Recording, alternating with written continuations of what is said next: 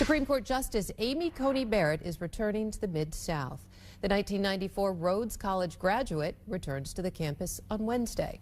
Action News 5's Jared Thomas explains the intense preparation ahead of her visit.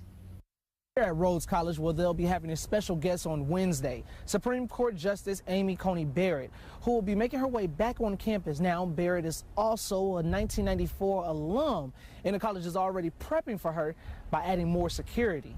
Officials say that's all part of the protocol for hosting a Supreme Court justice. On Wednesday, only invited and pre-registered guests will be allowed through campus gates until events are finished. Anyone who isn't registered will be turned away by campus safety.